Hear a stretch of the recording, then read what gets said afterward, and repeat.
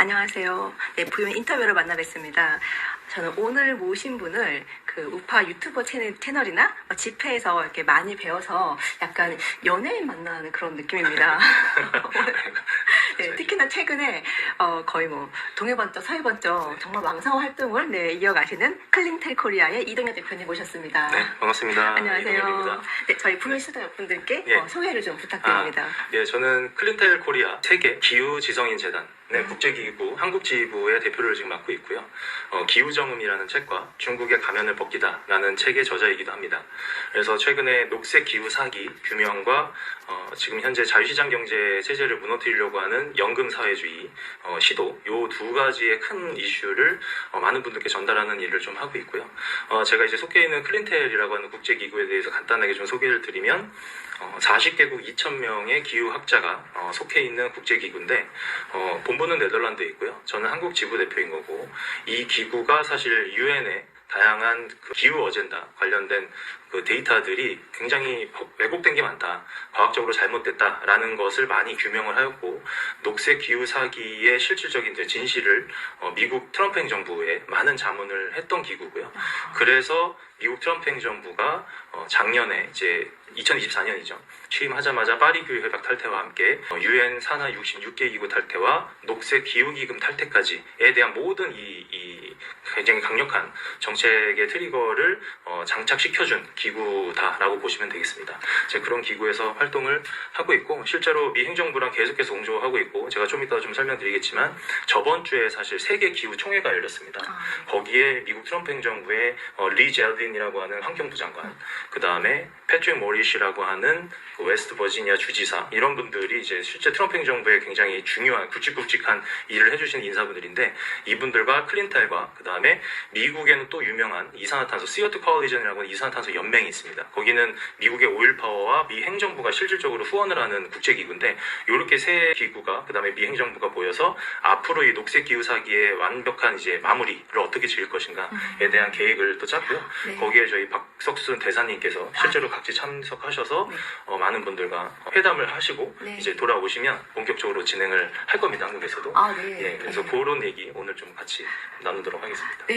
우선 이동 대표님 프로필을 보니까 미국에서 산업공학 전공을 하시고 특이한 게 한국 카이스트 경영대학원에서 환경경영정책을 전공하셨어요. 네, 맞습니다. 특히 카이스트에서 환경경영정책, 이런 좌파들의 어젠다에 이렇게 그 담론에 이렇게 빠져들기 쉬운 곳인데 어떻게 지금 환경 사기, 기후 사기 쪽으로 이렇게 한마디로 아웃을 하신 건지 궁금합니다. 저는 그 기본 이제 좌파들이 주장하는 이 환경 관련된 여러 가지 선전선동이 있지 않습니까? 이 부분에 대한 문제는 그 전부터 알았었어요. 그리고 저는 지금도 그 부분은 굉장히 큰 문제다라는 거를 확고히 알고 있는데, 제가 15년 전에 이 탄소 중립, 이산화탄소 악마화가 거짓이라는 것을 저도 몰랐던 거죠. 저도 속았고요. 전 세계인들이 다 속았죠. 그런데 제가 어느 순간 그 진실을 알게 되어서 지금 이제 생각을 바꾸고 지금 이런 활동을 하는 건데, 그 당시에 제가 카이스트 들어갈 때만 해도 이 탄소 중립을 통해서 지구의 기온과 기후를 우리가 어느 정도 대응해야 된다라는 것이 너무나 강력한 사회적 통념이었다 보니까 저도 속아서 연구하면서 그렇게 활동을 했던 것 같습니다. 이따가 이 이산화탄소가 양마가 얼마나 거짓인지도 말씀해 주실 것 같은데, 일단 대표님 저서가 두 개 있잖아요. 하나가 기후 정음. 근데 왜 정음인가요? 기후 정음, 훈민정음의 정음입니다. 기후에 올바른 소리를 낸다라는 뜻이고요. 그래서 제가 이제 그린 비즈니스 관련해서 굉장히 강하게 밀어붙이던 사람 중에 한 명이라고 말씀드렸잖아요. 뭐 ESG라던가 탄소 중립이라던가 재생에너지나 전기자동차, 이 녹색 어젠다에 대한 대부분의 비즈니스에 디자인을 해보고 실제로 사업 가치 평가도 해보고 기술 평가도 하고 하면서, 제가 이제 컨설팅 펌에 다니면서 혹은 이제 다양한 프로젝트를 하면서 돈의 흐름을 보지 않습니까? 그 돈의 흐름의 종착지가 결국엔 중국이더라고요. 그리고 그 중국이 그 뒤에 있다는 게 전 너무 이상했고요. 그래서 조금씩 컨설팅 일을 하면서 의문이 들면서 계속해서 제가 속으로 이게 좀 계속 쌓였던 것 같아요, 의문감이. 그러다 이제 어느 날 그 박석순 교수님이 이제, 저는 지금 이제 은사님, 스승님이라고 부르는데 박석순 교수님의 1시간짜리 강의를 딱 들었었어요. 그러고 그날 약간 이제 그야말로 소위 말하는 멘붕 상태가 온 거죠. 네. 네, 그래서 모든 저가 믿었던 신념과 가치들이 다 무너지고 네. 정말 대한민국 국가 경제와 미래 세계 기후 건강을 위해서 일한다고 저는 믿으면서 했었던 건데 실제로 지금 녹색 관련된 일하시는 분들은 다 그런 마음으로 하시고 계실 겁니다. 네네네. 그런데 제가 아니라는 것을 알게 되면서 그 마음이 다 무너졌었고 그래서 그때 기후 산업계에서는 완전히 벗어나서 네. 정말 그냥 다른 가치 정말 어떤 형태로든 그냥 그 수익적인 부분만 네. 경제적인 부분만 생각하겠다라고 하면서 기후 부분은 빠지고 뭐 안 해본 일이 없었어요 그때. 그러니까 그래서 카이스트에서 환경경영 정책 전공해서 네. 어떻게 보면 이산화탄소 네, 주창자였죠. 탄소 중립 전도사였죠. 네. 그러던 분이 네. 갑자기 그 신념이 갑자기 무너진 네, 사건이잖아요. 무너져서 그야말로 마상을 당했죠. 네. 그래서 예. 다른 쪽에서 네, 막 일을 그래서 하시다가 뭐 영업도 하고 네. 커피 사업도 했었고 네. 어플 개발도 해봤고 네. 그 다음에 다양한 뭐 유통업도 해봤고 네. 안 해본 일이 없었습니다. 네, 네. 그래서 그런 일을 하다가 또 굉장히 큰 계기로 네. 이 활동을 해야겠다 마음을 다잡고 네. 하게 되는데 좀 이따 이제 네. 내용 설명드리고 네. 하겠습니다. 박서슬 교수님 그 강의를 저도 본 적이 있어요. 네. 그거를 보고 네. 제가 사실 제가 만든 다음 생의 논술이라는 그 네네. 청소년 논술 잡지에 제가 예. 이걸 시켰다고 결정을 했거든요. 네네. 근데 저도 약간의 피해를 봤는데 이따가 네. 말씀을 드리고 네네네. 네 어쨌든 이 기후 정음 이 네. 책을 쓴 다음에 네. 이 집필하는 과정에서 네. 이 녹색 사기 기후 사기를 둘러싼 그 자금의 흐름을 보다 보니까 네. 반복해서 마주친 하나의 종착지가 중국이더라. 중국이었다. 네. 그래서 중국의 가면을 벗기다라는 책이 책을 나왔다고 썼죠. 네. 제가 알라딘에서 확인했습니다. 맞습니다. 네. 사실은 이 모든 어젠다의 뒤에는 이제 중공이 있고 그 다음에 어떤 또 다른 사실은 이제 유엔이라는 기구를 활용을 했죠. 중국 자본이. 그래서 유엔의 어젠다고요. 그 다음에 그 뒤에 자금을 대고 계속해서 로비 활동을 했던 세력이 중국 공산당이고 이 두 세력으로 인해서 선진 문명의 에너지 시스템이 파괴되고 그 다음에 경제 시스템이 무너지고 그 다음에 국가의 기업 경쟁력이 떨어지고 이 여러 가지 어젠다에 대해서 이제 제가 중국의 초안전을 공부해야겠다라는 마음을 먹었었고 그것 또한 공부해보니까 기후정음처럼 쉽게 쓰여지는 책을 많은 대중분들께 좀 보여드리고 싶더라고요. 네. 저는 이제 중국의 가면을 벗기다를 딱 이렇게 첫 페이지부터 보시면 굉장히 그냥 친한 친구가 혹은 친한 선배가 혹은 후배가 이렇게 설명해 주는 것처럼 좀 쉽게 읽히는 책이니까 많은 관심 부탁드리겠습니다. 그 책의 제목이 차이나 인사이드 아웃이잖아요. 이승만 대통령의 네, 재팬 맞습니다. 인사이드 아웃을 네, 이렇게 많은 분들이 이제 제가 좀 의도했던 거고요. 네, 이승만 대통령의 그 재팬 인사이드 아웃의 약간 2부작 두 번째 책인 것처럼 그런 느낌으로 네. 1941년은 일본 제국의 야욕과 우리가 네. 대적해야 되는 네. 세상이었다면 네. 지금은 우리가 이제 중국 공산주의와의 야욕과 대적해야 되는 상황이니까 네. 그런 관점으로 쓴 책이다라고 보시면 아, 되겠습니다. 네. 일단 제목 자체가 중국의 가면을 벗기다 너무 읽어보고 싶어요. 딱 궁금하십니까? 아, 네, 너무 궁금해요. 근데 사실 제목을 잘 지었다는 얘기 제목을 너무 해주시는 잘 거죠? 지었어요. 네. 네, 방금 ESG 말씀하셨는데 네. 사실 제가 여기 오기 전에 프랑스 대사관에서 IT 분야랑 금융 서비스 분야를 네. 맡았던 사람이에요. 네. 그 제가 대사관 나오기 직전에 했던 프로젝트가 네. 그때가 그러니까 20년, 22년 이때 ESG 관련된 새로운 사업들이 막 나오는데 네. 예를 들어 제가 한국 금융 대기업들과 미팅을 막 하면 ESG 부서가 만들어지고 맞아요. 관련된 펀딩이 막 만들어지고 막 이러는데 도대체 ESG가 뭐야? 라고 제가 공부를 해보니까 도대체 실체를 모르겠는 거예요. 네. 아니 실체가 없는데 어떻게 이렇게 큰 자금이 얘들이 계속해서 유입되고. 핸들링을 하고 유입이 되는지 이제 이해가 안 됐었거든요. 그리고 제가 이제 대사관 육아휴직하고 대사관 나오는 바람에 그 이후는 몰랐어요. 근데 이 뭔가 그때 제가 그래서 친하게 지냈던 분들한테 여쭤봤어요. 도대체 ESG가 뭐예요? 그랬더니 막 설명을 하는데 제가 느낀 바로는 어떤 그 지속 가능한 어떤 사회를 만들기 위해서 기준들이 있는데 이 기준에 이 기업이 잘 하고 있는지 뭔가 점수를 매기고 그래서 기업 위에 국가 위에 뭔가 채점하는 사람이 있는 것 같은 맞아요. 그런 네. 느낌이 딱 들어서 진짜 이상하다 이런 생각을 했거든요. 네. 그런데 이번에 여기에 대해서 제가 네. 되게 궁금했습니다. 네네. 오늘 세세하게 좀 설명드리려고 네, 저도 네. 왔고요. 이 ESG 이제 아실 분은 다 아시겠지만 E는 environment, 그러니까 환경이라는 뜻이고 S는 social, 사회고 governance가 지배구조예요. 자 이제 방금 이제 대표님께서 말씀하신 것처럼 이 환경과 사회는 뭔가 어울리잖아요, 두 단어가. 근데 여기에 뜬금없이 지배구조가 들어가 있죠. 이제 이것부터 우선 이제 이상한데 네. 제가 이제 결론을 말씀드리면 환경과 사회는 가짜 명분입니다. 예, 이게 진짜 목적이 아니에요. 진짜 목적은 G인데 G를 숨기고 들어와야 되니까 이 S를 부각시켜서 많은 이제 기업 산업에 쫙 이제 확장을 시켜 놓은 거고요. 지금 거의 대부분의 대기업들은 인하우스 했습니다. 각 기업마다 이미 이제 ESG 팀이 다 만들어져 있고, 이제 물론 중소 중견 기업들은 팀까지 만들지 않고 이제 외주를 좀 통해서 보고서를 작성을 하게끔 많이 이제 시장이 형성되어 있는데, 이 G가 핵심이고요. 이 G가 언제 이제 그러면 부각될 것이냐? 지금이 사실 딱 그 골든타임이 왔는데, 제가 요즘에 그 녹색 기후 사기뿐만 아니라 연금 사회주의 반대 운동도 하고 있습니다. 자, 이게 무슨 말이냐면, 지금 우리나라 개헌 얘기 나오죠. 여기에 국부펀드, 그러니까 국민연금과 기관사모펀드가 대한민국 기업의 의결권을 가질 수 있게끔 법이 개정되고 있습니다. 와, 이게 경제를 어느 정도 아시는 분들은 굉장히 확 와닿았는데, 이런 단어에 와닿지 않는 분을 위해서 제가 어떤 단어를 쓰냐면 기업 국유화를 시도하고 있다라고 보시면 돼요. 정부가 기업의 경영권을 탈취한다는 거고요. 그럼 우리나라 대기업들, 지금 경영진들의 경영권을 박탈당하고 정부나 국부펀드가 그 기업을 가져간다라고 보시면 돼요. 그래서 사유재산 자체를 없애는 행위고요. 이거는 완벽하게 국민의 생산수단을 정부가 통치하는, 통제해버리는 법안을 통과시키는 거다. 그래서 저희가 정말 사회주의 봉산화 지금 하고 있는 거다라고 지금 명확하게 말씀드릴 수 있는 거고, 여기에 그러면 이제 제가 말씀드린 G가 기업 지배 구조잖아요. 이 법안이 만약에 통과되면 여러분, 그 다음부터 ESG의 G를 굉장히 강력하게 밀어붙이기 시작할 겁니다. E와 S는 좀 뒤로 빠지고 지배 구조를 앞으로 단으로 딱 넣으면서 국부펀드가 기업의 지배구조에 참여할 수 있게끔 하는 하나의 어젠다, 프로토콜이 바로 ESG다. 그래서 ESG는 제가 좀 강하게 말하자면, 이 ESG도 결국에 중국 공산당의 뒤에 배후가 있거든요. 유엔의 어젠다이고, 저는 정말 ESG, 연금 사회주의, 이 법안 통과는 지금 중국 공산당이 우리나라로 지금 쳐들어오고 있는 전체 전쟁 시나리오고, 그 안에 ESG는 중공군이다라고 저는 표현을 해요. 정말 군인들이 지금 우리나라 기업들에 지금 하나하나 침투하고 있는 겁니다. 그게 ESG예요. 그래서 그 내용을 ESG가 무엇인지 또 이제 좀 더 세세하게 말씀드리고 싶고. 완전한 초안전이네요. 완전히 초안전입니다. 예, 그래서 이게 단순히 어떤 환경, 과학 이 어젠다를 지금 벗어났어요. 이건 완전히 정책이고요. 초안전이고 전쟁입니다. 그래서 우리가 이 문제의 심각성을 좀 알아야 되는데, 사실은 미국이나 유럽은 많은 국가 국제적으로 많이 깨어났어요. 근데 우리나라는 언론사들이 이 부분에 대해서 크게 보도하지 않고요.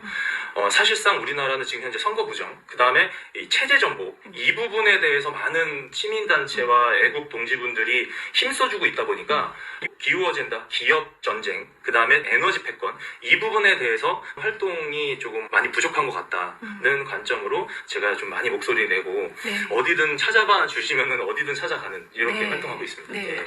너무 소름 돋아요. ESG라는 그 어떻게 보면 그 도구를 이용해서 중국 공산당이 한국 기업을 지배하려고 하고, 너무 무서운 얘기인데 사실 그 사실이잖아요. 특히 이제 그 태양광 산업을 얘기 안 할 수가 없는데, 제 생각 우리나라 특히 태양광 산업이 거의 중국의 거대 카르텔로 구축되어 있더라고 많은 분들이 알고 계신데, 탄소 중립 이따도 말씀하시겠지만, 그다음에 뭐 태양광 산업, 재생에너지, ESG, 결국 이런 게 녹색금융 이런 거짓된 프레임으로 결국 중국한테 유리한 일을 하는 길로 가는 거죠. 네, 완전히 친중 정책이죠. 거의 그냥 저는 99% 친중 정책입니다. 태양광 에너지는요, 그다음에 풍력 터빈도 전 세계 태양광 풍력 시장의 거의 7-80%는 중국이 다 장악하고 있고요. 그 안에 들어가는 광물 시장, 배터리도 마찬가지입니다. 광물 시장은 거의 100%인 광물도 되게 많아요. 평균 한 85% 정도로 저희가 얘기하는데, 그래서 광물 시장과 그 다음에 태양광 패널과 풍력 터빈 시장 자체를 중국이 전 세계를 거의 다 장악한 상태에서 결국에 탄소 중립을 통해 재생에너지 양이 많아지면 많아질수록 중국이 돈 버는 구조는 이미 다 세팅이 끝나 있는 상태고, 그거를 알게 된 트럼프 행정부는 지금 완전히 녹색 보조금 폐지를 했죠. 그래서 연간 정말 수천조씩 나가던 녹색 보조금을 전부 다 행정명령으로 철폐하니까 사실 여러분, 전 세계 녹색 카르텔에 들어가는 돈의 자금줄은 다 지금 거의 다 봉쇄 끝났습니다. 그것과 연관돼서 페트로 쪽에 대한 전쟁, 베네수엘라 사태, 이란 사태도 솔직히 이거 다 에너지 패권이거든요. 다른 지정학적 이유도 있지만. 그러면 이제 이 안에서 돈의 씨가 말라가니까 마지막으로 그 돈에 연명을 하기 위한 하나의 주체가 지금 대한민국이 돼버렸다. 그래서 미국에 수출해야 됐던 태양광 패널 풍력 터빈이 지금 다 어디로 들어오냐면 다 한국으로 들어온 겁니다. 그래서 우리나라 여러분 국민들의 혈세로 지금 이거 다 사들이고 있는 게 지금 현 정부고요. 정말 이거 국민들이 깨어나서 우리나라 혈세가 그야말로 중국으로 빨대 꽂아서 들어가고 있는 정책이 바로 이 탄소 중립, R200 재생에너지, 그 다음에 ESG다라고 좀 말씀드리고 싶습니다. 그래서 조금 더 이제 설명을 드리면, 그러면 이제 결국에 뭐가 문제인 거냐. 그러니까 물론 우리나라 국가 예산이 보조금으로 많이 들어가서 그 안에 녹색 그 학자들 프로젝트 주고, 그 다음에 태양광 패널이나 풍력 터빈 사업자들한테 보조금 주고, 그렇게 해서 팔게 돼서 결국에 중국 기업들이 돈 벌어가고, 그 구조는 어느 정도 이제 아시잖아요. 근데 사실은 그 부분보다 오히려 더 심각한 부분을 많은 분들이 잘 모르시더라고요. 그래서 제가 그걸 좀 설명드리려고 하는데, 우리나라 에너지 믹스와 산업 전력비와 민간 전력비, 이 세 가지를 우리가 좀 알아야 됩니다. 제가 좀 천천히 좀 설명드려볼게요.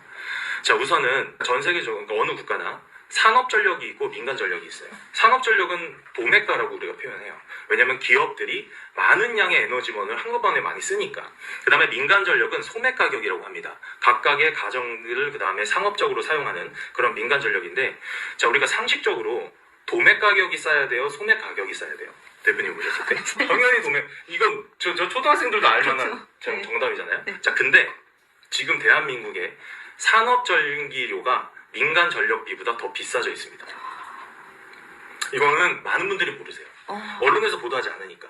지금 이거 전문가들은 압니다. 이 업계에 계신 분들은 다 알아요. 근데 아는데도 침묵하는 거예요. 이게 얼마나 심각한 문제인지. 자, 그럼 이게 왜 심각한지 말씀드려볼게요.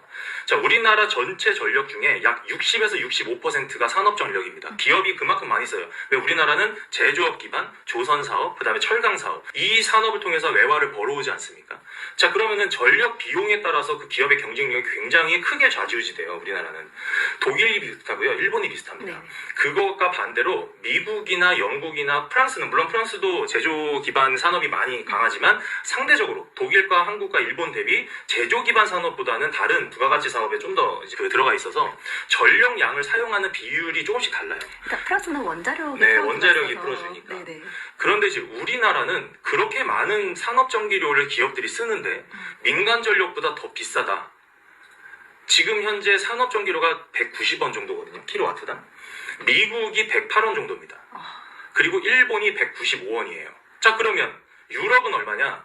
탄소 감축 30% 유럽은 달성했어요, EU가. 그런데 4,400조 빚더미 앉았고요, 지금 EU. 그거 다 갚아내야 되는 돈이고, 유럽의 평균적인 산업 전력비는 약 300원에서 550원까지 육박했습니다. 야. 그 얘기는 뭐냐? 미국의 3배에서 4배, 5배 큰 거고요. 우리나라의 2배에서 3배 비싼 거예요.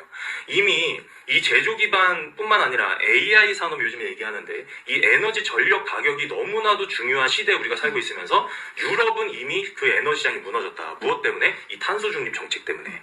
근데 이제 우리나라는 그래도 많이 방어를 잘 하고 있는 편인데, 이게 뭐가 심각한 거냐? 자, 190원이라고 했어요, 산업 전기료가. 근데 민간 전력비는 180원입니다. 그런데 우리나라 민간 전력은 약 15에서 20%밖에 안 써요.